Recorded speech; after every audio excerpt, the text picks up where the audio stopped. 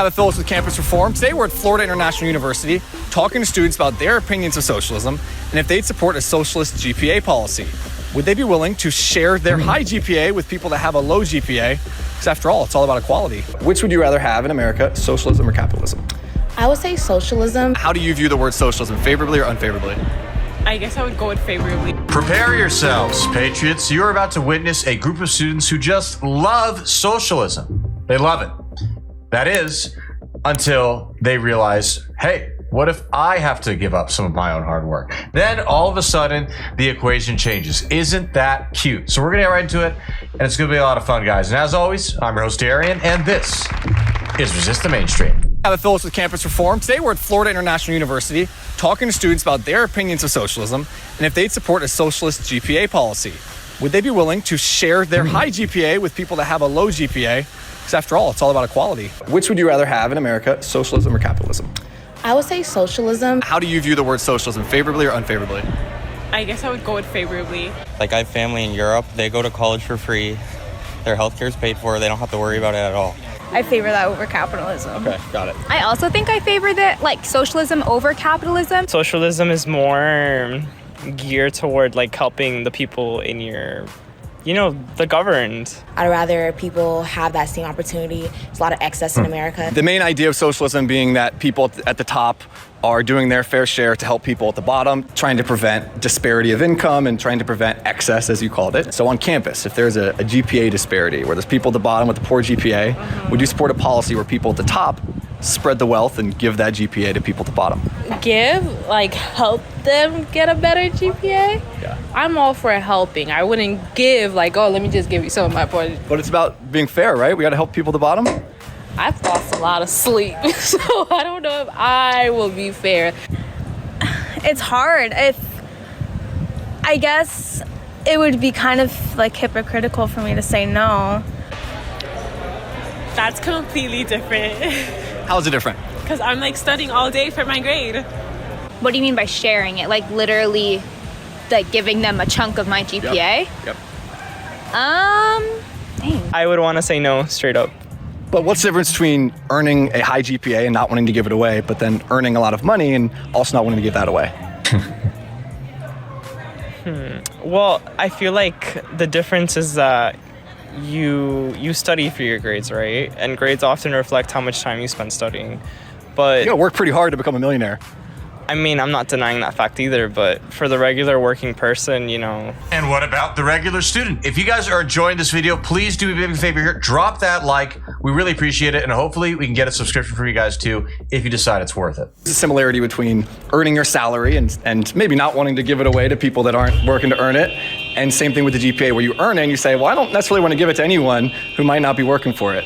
Right. I think it's just that whole sense of thinking that no one's going to work for it. I mean, I sacrifice a lot to get my GPA. I don't go out as much as I'd like to, but that's for a greater goal in the future, the way I see it.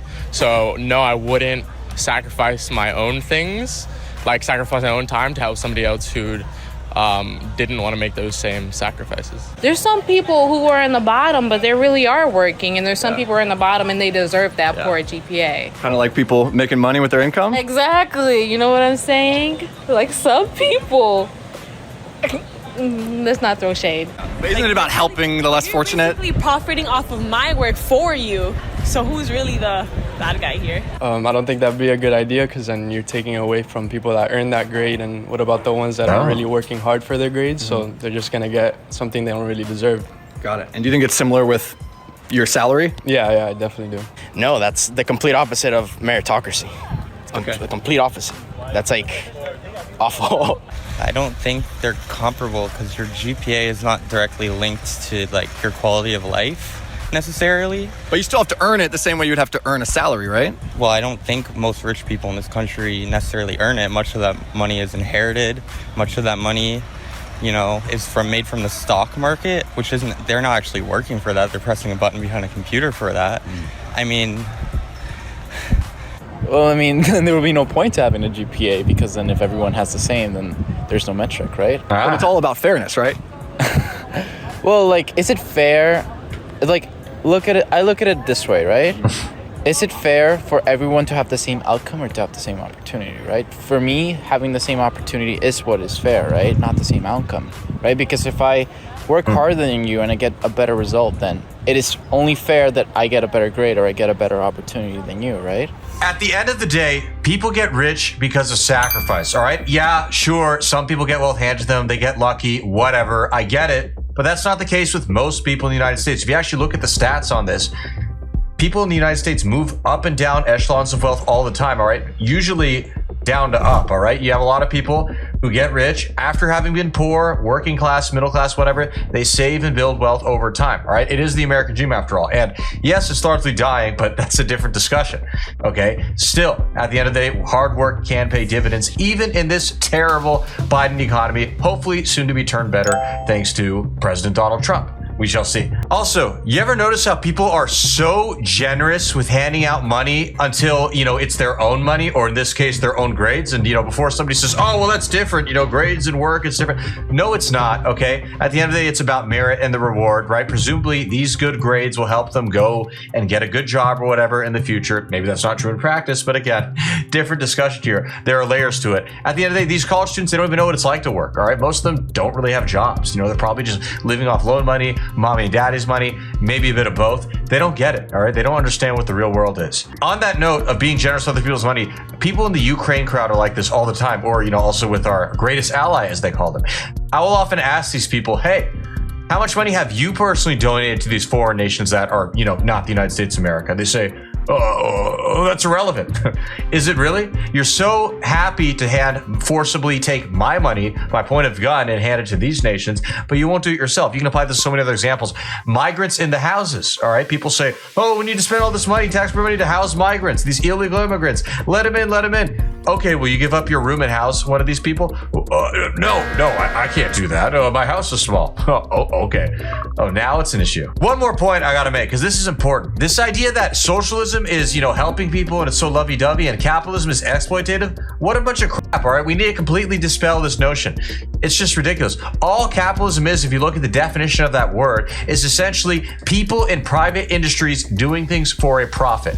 All right, which is to say a free market in its essence, unlike socialism, which is the government going and controlling things, often the means of production, as the commies like to call it. Capitalism is by far more moral, all right? Yeah, I get it. There are big companies that exploit people and all this.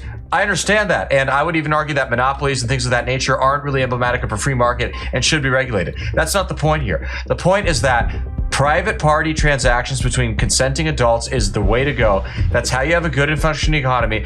And it's why you have so many good things we have in America today, all right? Think about it. A chicken sandwich, you pay what for that? Under the Biden economy, $8 to $12. It's getting a little expensive. I get it. But imagine how much that chicken sandwich would cost if you had to make it from scratch. Think about it. It would probably be thousands and thousands, all right? Having to raise chickens yourself, open up a farm, milling the bread. There's so many things you'd have to do.